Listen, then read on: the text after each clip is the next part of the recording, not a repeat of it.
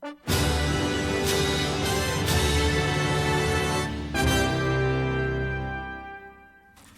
did not have sexual relations with that woman.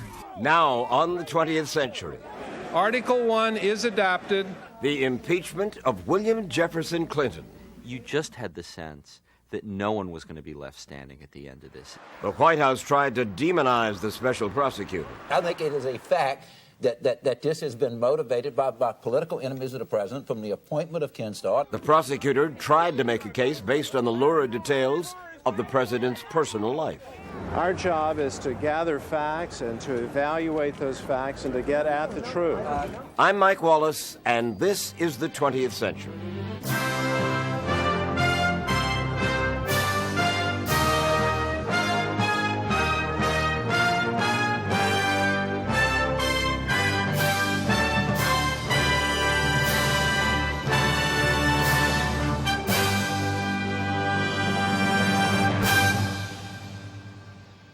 The Constitution uses the phrase high crimes and misdemeanors to indicate how serious the charges must be to justify the impeachment and trial of a sitting president. And in fact, prior to 1998, Congress had begun impeachment proceedings against only two presidents, Andrew Johnson in 1868, acquitted by one vote in a Senate trial, and Richard Nixon in 1974, who resigned before the full House could vote to impeach him. In both cases, the charges dealt with each man's public duties as president. In 1998, though, the House impeached President Clinton for what he did in his private life, an affair with White House intern Monica Lewinsky and his efforts to cover it up. The affair was only the latest in a series of scandals that had dogged the Clinton presidency from the very beginning. I was Bill Clinton's lover for 12 years.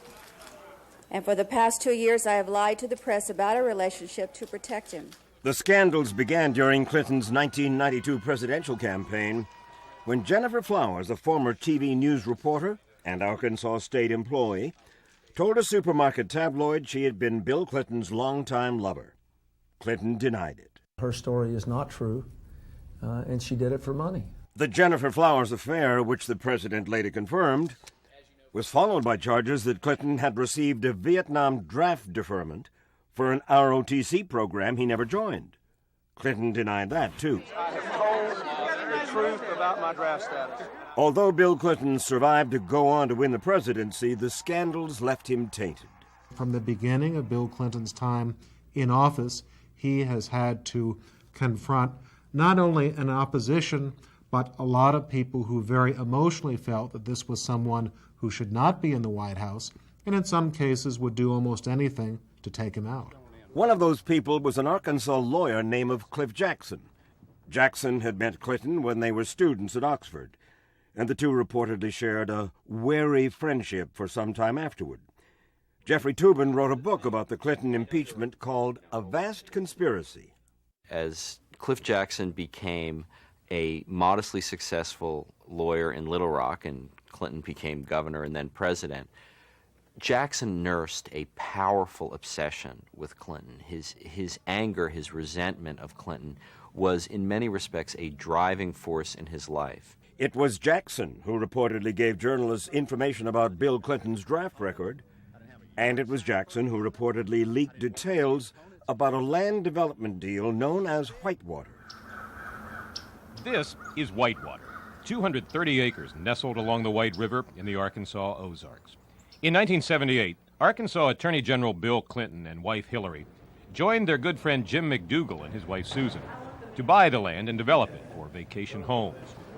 Eventually, though, Whitewater went bankrupt. There were conflicting reports that before it went under, Bill Clinton had tried to shore up his investment with an illegal loan, and that he had also used Whitewater as a way to launder money that actually went to his campaign. Those charges, though, remained just that, charges. But Clinton's nemesis, Cliff Jackson, finally hit pay dirt when he helped Paula Corbin Jones sue President Clinton for alleged sexual harassment at a Little Rock hotel in 1991. Jones, then a 24-year-old state employee, was working at a conference registration desk with her friend Pamela Blackard when the two women noticed Governor Bill Clinton. Jones claimed the governor noticed them as well and invited her up to his hotel room. I didn't even know it was coming. He just, while we were talking, he started pulling me forward and tried to kiss me.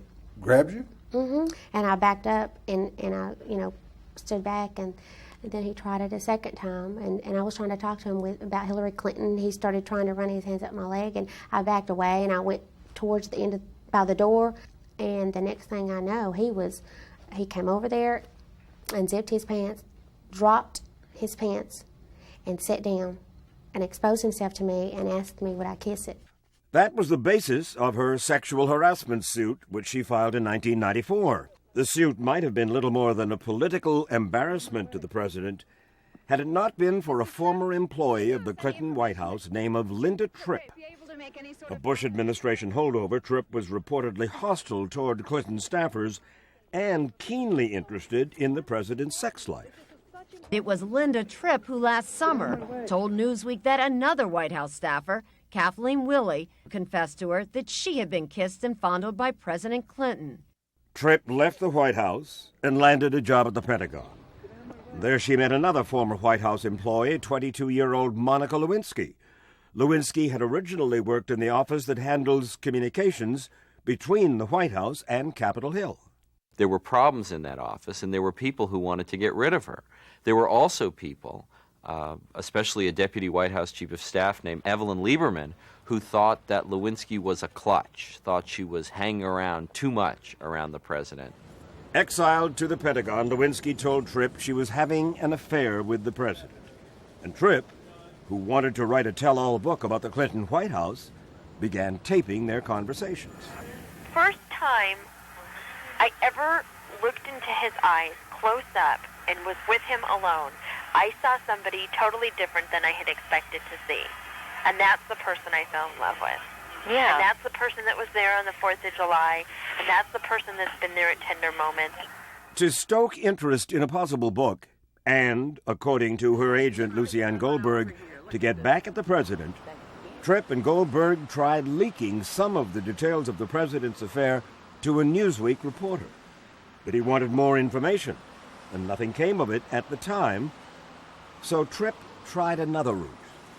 She was, in fact, seeking out the lawyers in the Paula Jones case and trying to get subpoenaed so that she could finally put this damaging information she had about the president on the record. Paula Jones' lawyers were receptive to Tripp because, from their point of view, the Lewinsky affair helped establish a pattern of lewd behavior by the president. So on December 5th, 1997, they notified Clinton's attorneys that Tripp and a woman the president's attorneys had never heard of, named of Monica Lewinsky, would be witnesses in the case. 12 days later, the president called Lewinsky. What happened in Clinton's phone call to Lewinsky on December 17th turned out to be an extremely important and highly contested point. Clinton and Lewinsky say that's when he told her that she was going to be on the witness list in the Paula Jones case, and they talk about ways that she could get out of testifying, file an affidavit, just get out of it altogether. His accusers ultimately said, no, that's not what went on. He told her to lie about their relationship. After that, events started moving rapidly.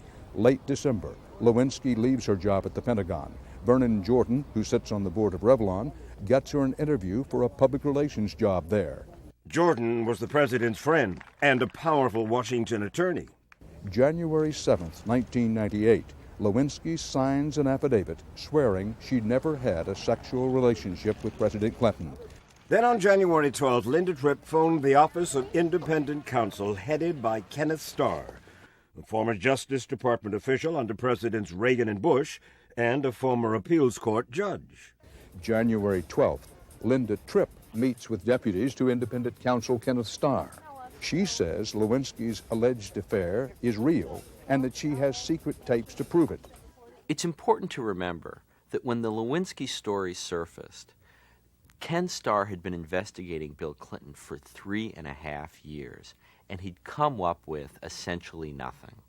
Whitewater, Travelgate, Filegate had all disappeared as ways to find criminal wrongdoing on the part of the president. But now it looked like they finally had something that would really stick.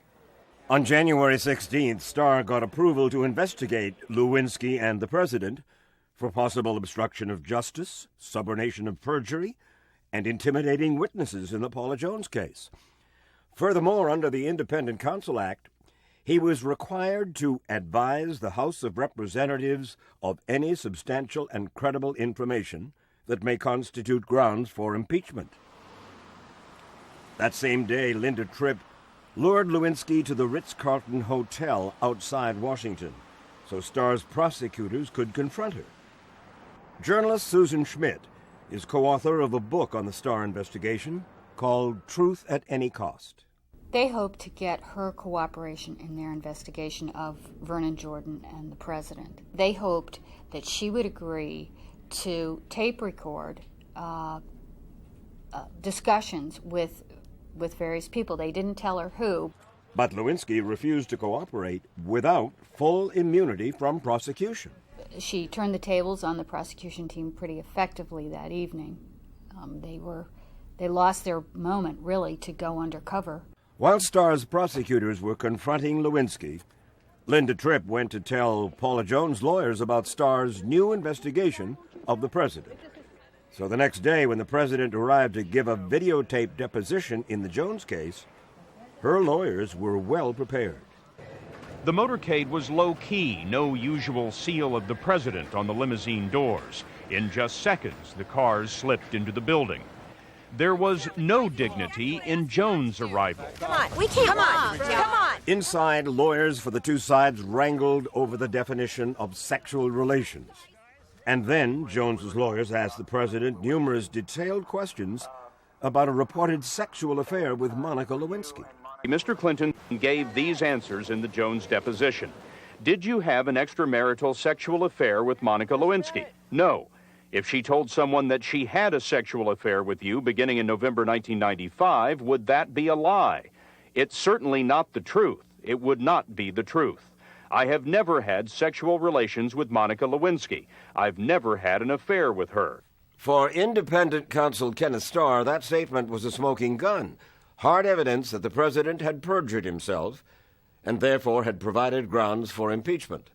The story of the Starr investigation when the 20th century returns.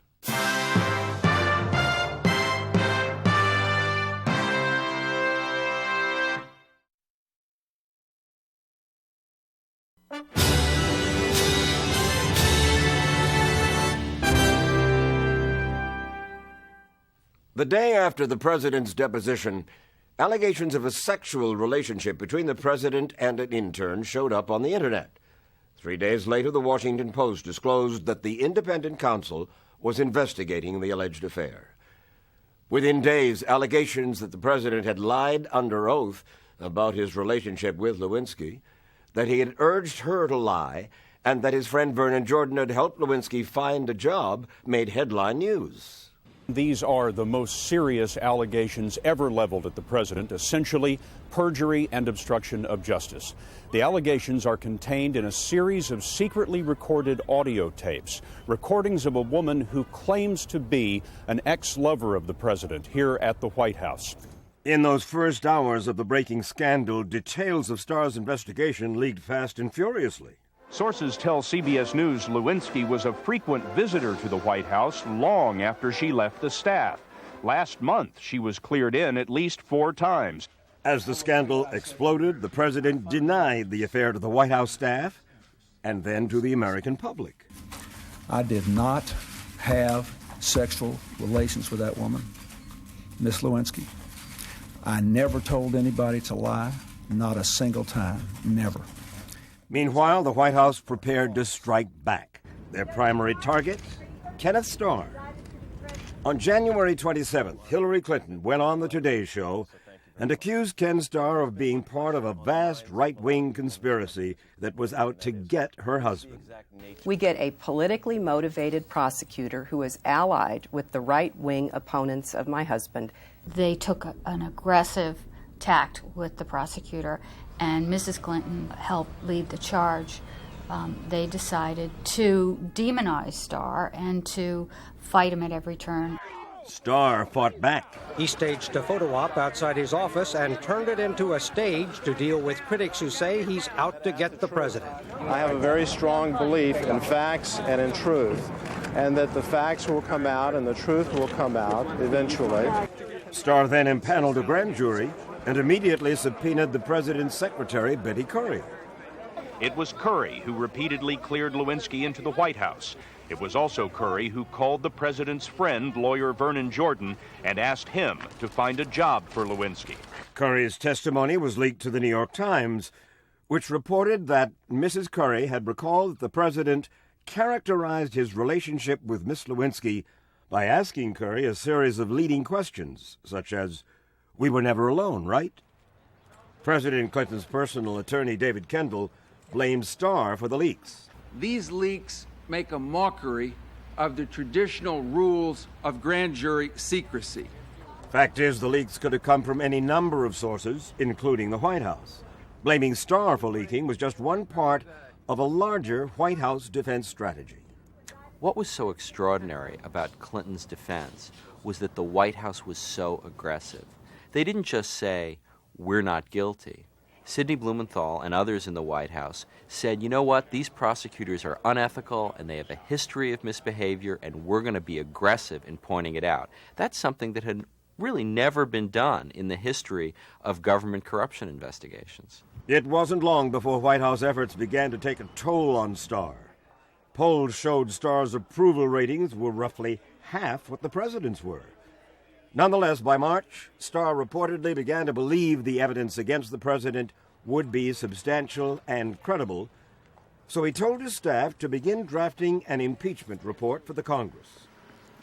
Then in June, the impeachment investigation suffered a potentially crippling blow when Starr apparently tried to respond to his critics by granting a magazine interview. In the debut issue of Content, a magazine about the media, editor Stephen Brill drops a bombshell that despite his previous criticism about news leaks to the media, independent counsel Kenneth Starr admits that he himself has been briefing reporters on background. Starr's office immediately branded the charges reckless and irresponsible and false and said Starr had done nothing wrong. But grand jury information is supposed to be secret, and White House officials called it a bombshell that warrants an investigation of Starr. The judge overseeing the Starr grand jury agreed. She allowed David Kendall and the president's lawyers, granted their request to interrogate Starr, interrogate his deputies, and find out what they told reporters about the grand jury.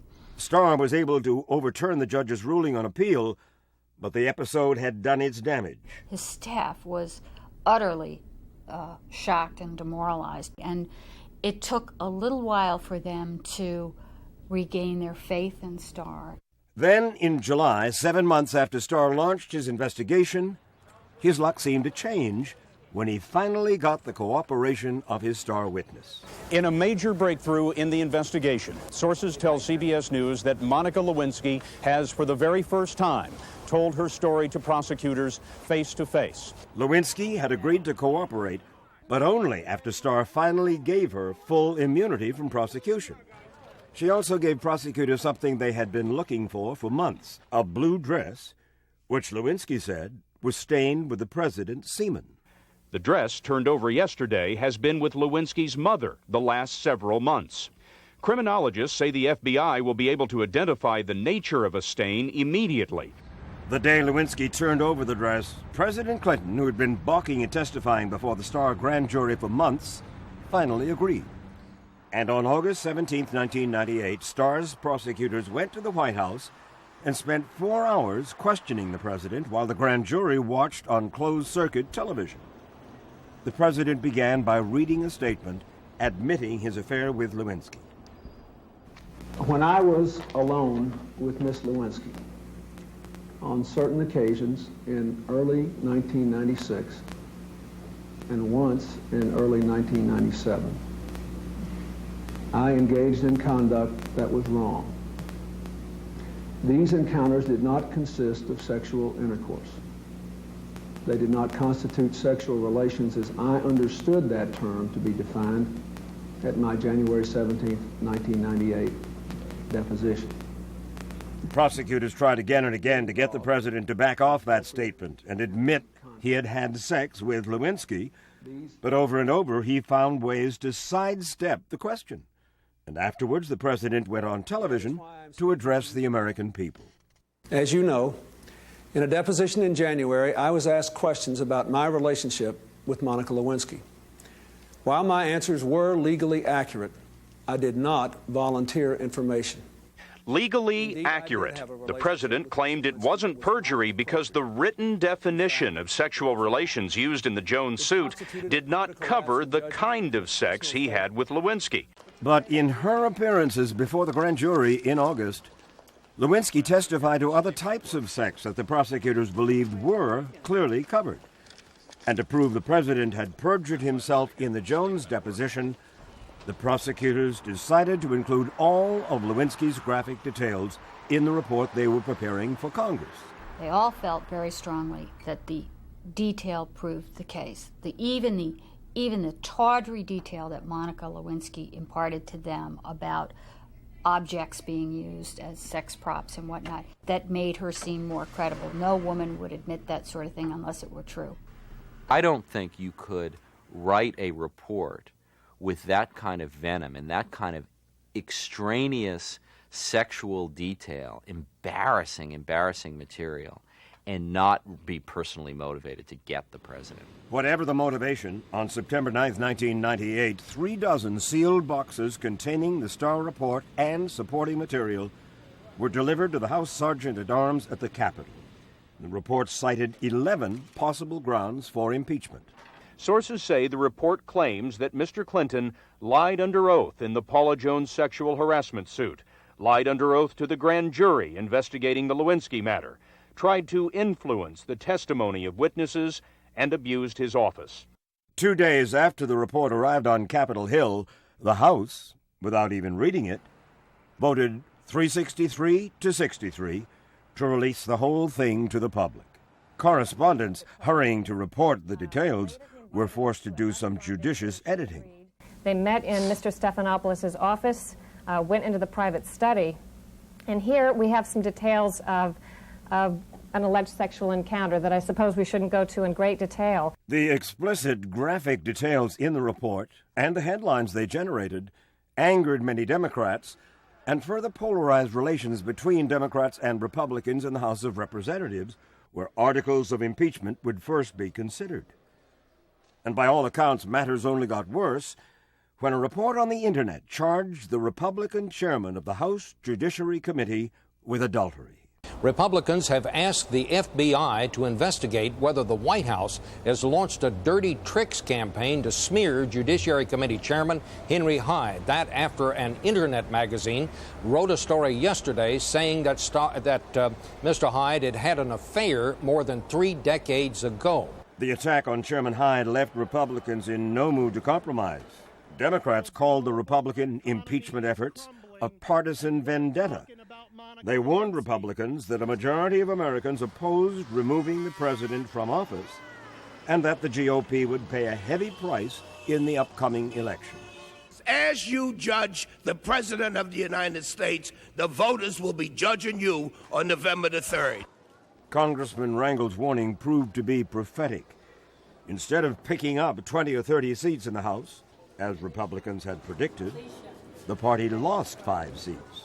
On an evening Republicans hoped would be a referendum against President Clinton and hoped for a night of modest Republican gains, instead Democrats so far have turned the tables. The only incumbents to lose thus far tonight, 4 Republicans. The embarrassing defeat in the 98 congressional elections led Newt Gingrich, the Republican Speaker of the House, to resign. But that didn't stop the House Judiciary Committee from beginning to debate possible articles of impeachment against the president. That story when the 20th century returns.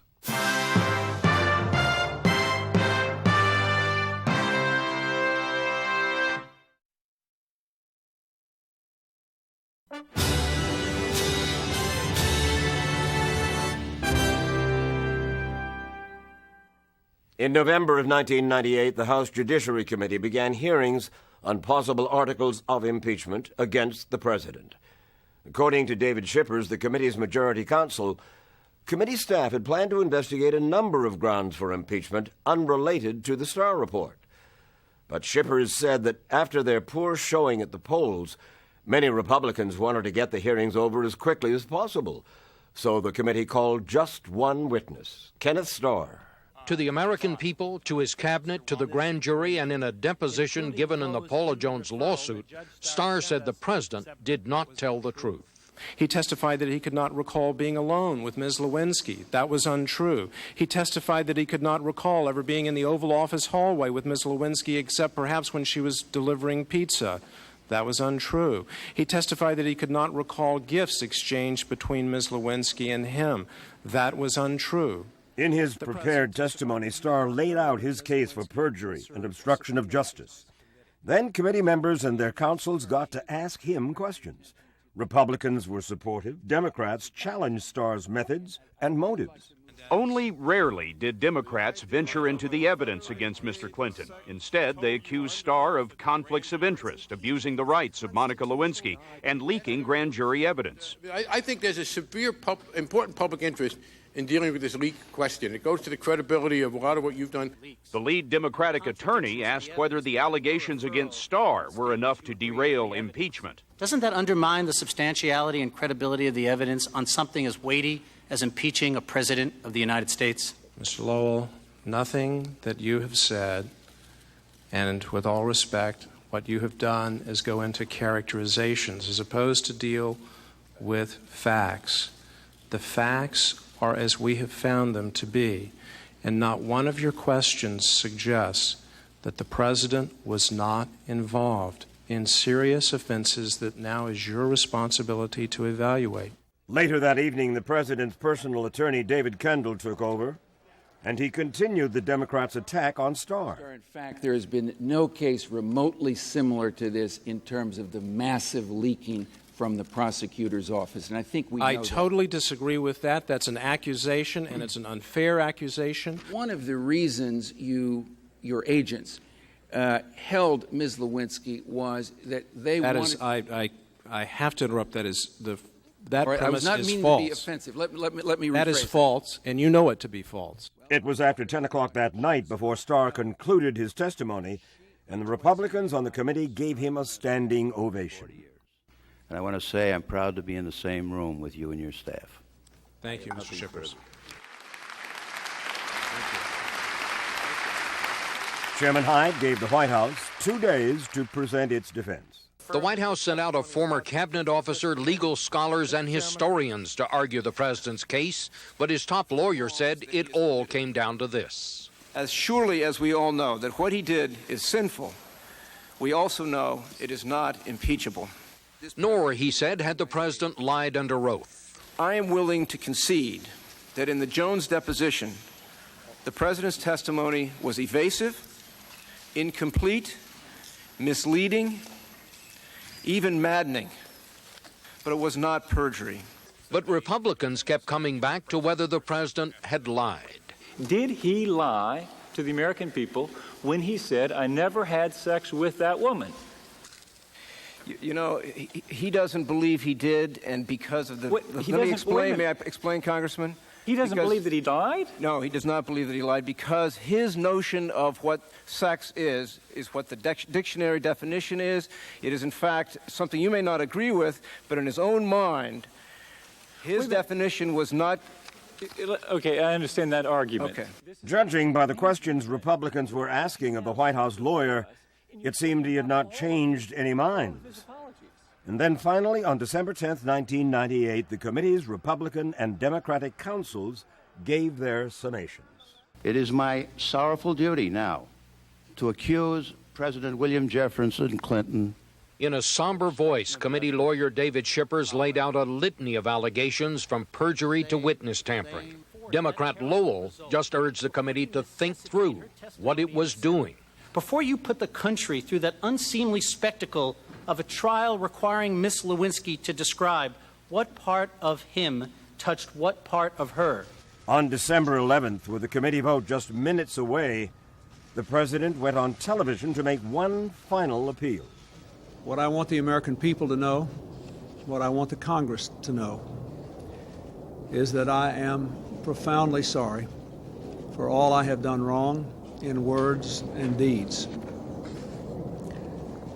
I never should have misled the country, the Congress, my friends, or my family.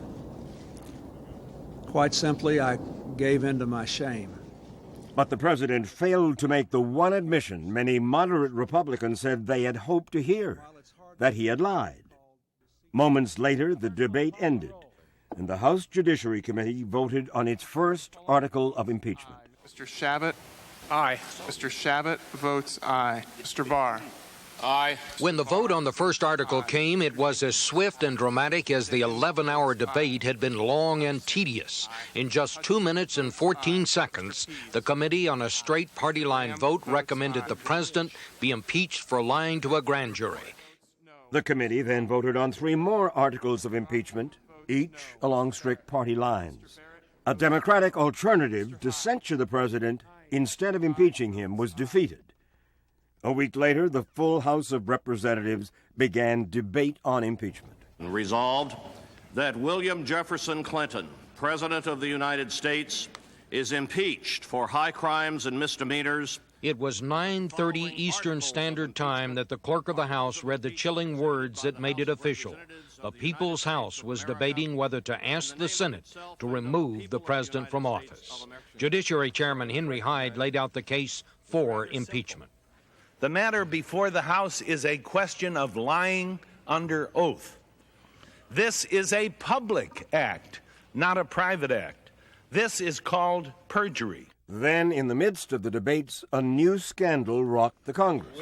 As if the scene in Washington wasn't already bizarre, last night one of the top men pursuing the president's scandal, rising House Speaker Bob Livingston, distributed a statement admitting to a scandal of his own. I have on occasion strayed from my marriage, the statement said, and doing so nearly cost me my marriage and my family. Livingston went public after Hustler magazine publisher Larry Flynt threatened to expose his affairs. Then, with the House of Representatives poised to vote on the first impeachment of an American president in 130 years, the Livingston and Clinton scandals unexpectedly converged. Republican Speaker-elect Bob Livingston, who had been forced to admit his own adultery earlier in the week, was asked by a local reporter if he had anything to say to the people back in New Orleans. Yeah, I'm sorry.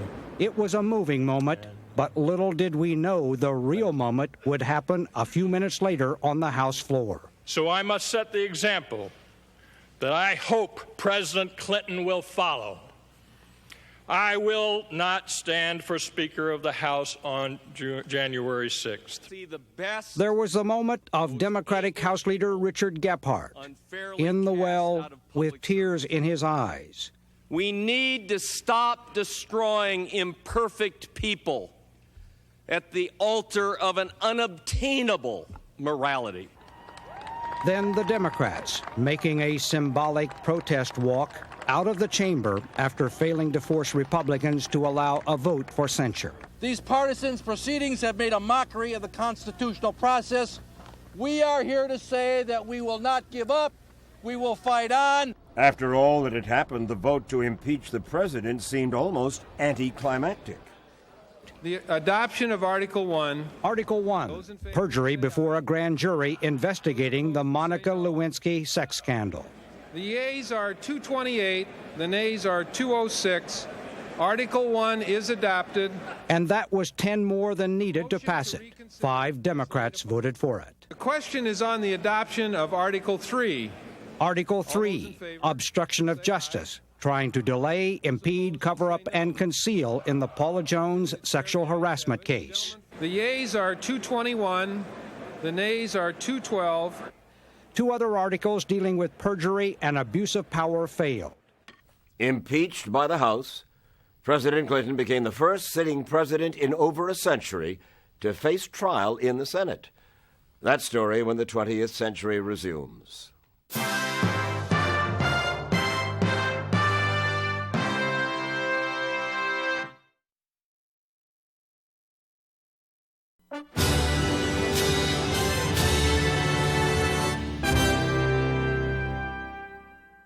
Because the opinion poll showed the president's job approval ratings remaining high, senators from both parties wanted nothing more than to have the whole Lewinsky matter just go away.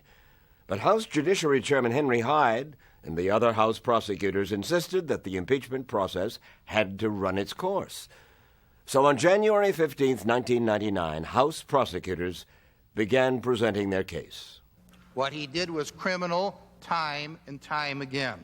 The first prosecutor, James Sensenbrenner of Wisconsin, argued the theme that for a president sworn to be truthful, any evasion, even about private affairs, is a public crime. Is there not something sacred when a witness in a judicial proceeding raises his or her right hand and swears before God and the public to tell the truth, the whole truth, and nothing but the truth?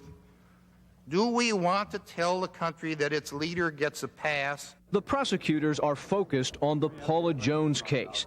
They argue the president's efforts to hide his relationship with Lewinsky, his hair-splitting denials of sex, his encouragement of Lewinsky's false affidavit. Because they blocked Jones's efforts to prove sexual harassment, the president denied a citizen justice. For 3 days, House prosecutors presented evidence that the president had obstructed justice and committed perjury. He lied when he said he gave truthful testimony in his Jones deposition. He lied when he said he told Monica Lewinsky she should turn over the gifts to the Jones lawyers if they asked for them. He lied when he told the grand jury that he made the declaratory statements to Betty Curry to refresh his recollection. To win their case, House prosecutors had to convince two-thirds of their Senate colleagues, 67 senators, first, that the president was guilty of the charges, and second, that the charges were serious enough to be considered high crimes and misdemeanors. To meet that standard, the prosecutors argued that unlawful actions by a president undermine the whole judicial system. His calculated and stubbornly persistent misconduct while serving as President of the United States has set a pernicious example of lawlessness. House Judiciary Committee Chairman Hyde concluded the prosecution's case with a plea to the senators to respect the memory of all those veterans who had died to protect the rule of law. Go to the Vietnam Memorial on the National Mall and press your hands against the 58,000, a few of the 58,000 names carved into that wall, and ask yourself how we can redeem the debt we owe all those who purchased our freedom with their lives. How do we keep faith with them? My solitary hope is that 100 years from today, people will look back at what we've done and say, they kept the faith. I'm done. On January 19th, 1999, the president's lawyers began his defense. William Jefferson Clinton is not guilty of the charges that have been preferred against him. He did not commit perjury. He did not obstruct justice. He must not be removed from office. In those opening words, the president's lead lawyer, Charles Ruff, summarized the White House defense of a case that he said House prosecutors had not come close to proving. Whatever your feelings may be about William Clinton, the man, or William Clinton, the political ally or opponent, or William Clinton, the father and the husband, ask only this: should William Clinton, the president, be removed from office? Are we at that horrific moment in our history when our union can be preserved only by taking the step that the framers saw as a last resort? A short while later, the trial of William Jefferson Clinton was adjourned so that senators and congressmen could attend the president's State of the Union address. My fellow Americans, I stand before you tonight to report that the state of our union is strong. In laying out his administration's accomplishments, the president was also presenting his case against removing him from office. 2 days later, Dale Bumpers, former Democratic senator from Arkansas, concluded the president's defense. He appeared to respond to Chairman Hyde, who had asked senators to keep faith with veterans who had died to preserve the rule of law. And if you want to know what men fought for in World War II, for example, or in Vietnam, ask Senator Inouye. He left an arm in Italy, certified war hero. I think his relatives were in an internment camp, so ask him, what was he fighting for? Or ask Bob Kerrey, certified Medal of Honor winner. What was he fighting for? Probably get a quite different answer. Bumpers went on to argue that whatever the president had done, it was more disruptive to remove him from office than to keep him. The people have a right, and they are calling on you to rise above politics, rise above partisanship. They're calling on you to do your solemn duty, and I pray you will. Off the Senate floor, members of both parties were reportedly eager to bring the trial to an end.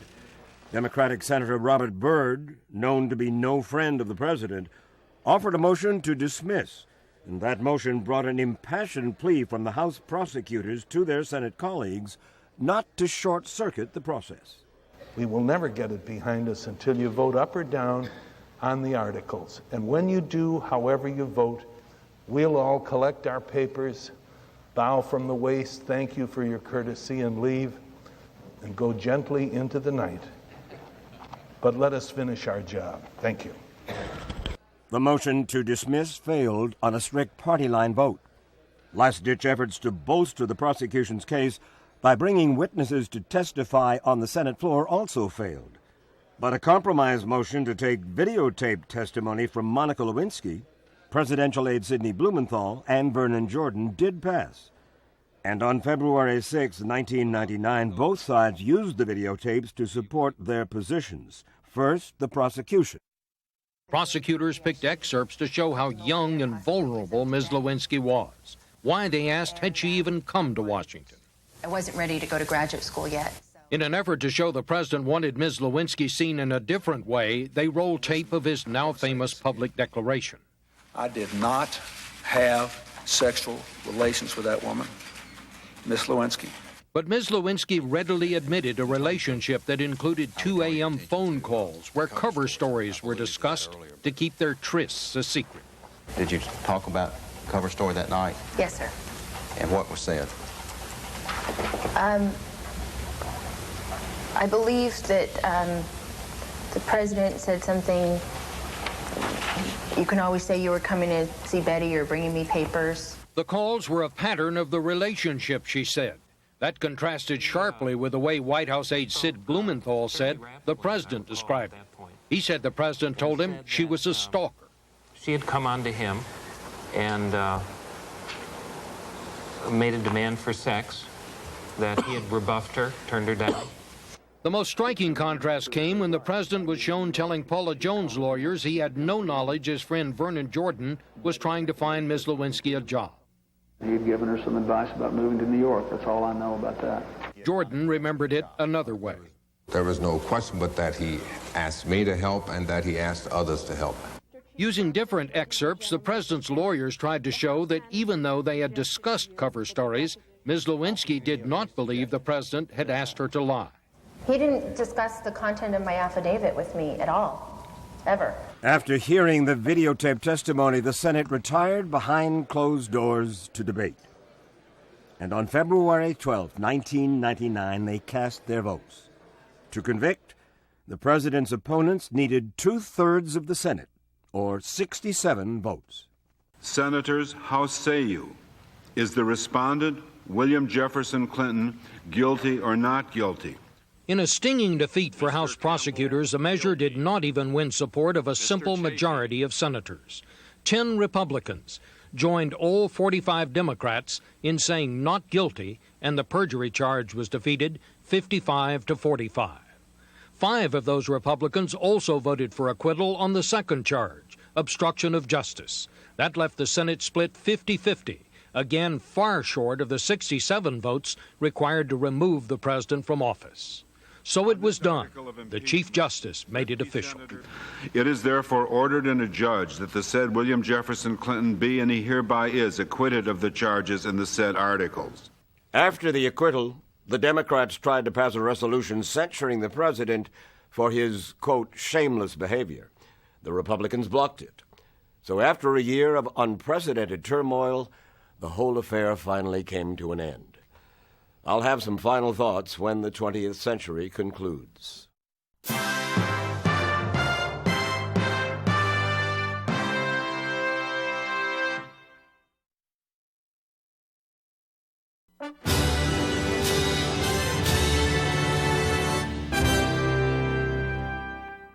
When the Monica Lewinsky scandal first became public, the charges against the president seemed serious indeed, but throughout the lengthy proceedings, public opinion wavered little. Uncomfortable with the president's morality, perhaps, but mostly supportive of his performance as president. As a result, what started out with a bang in the House ended in a whimper in the Senate. But President Clinton's acquittal by the Senate did not mean that he got off scot-free. Whatever his accomplishments during his 2 terms in office, Mr. Clinton's legacy will always be tarnished by the stigma of impeachment. I'm Mike Wallace, and this is the 20th Century.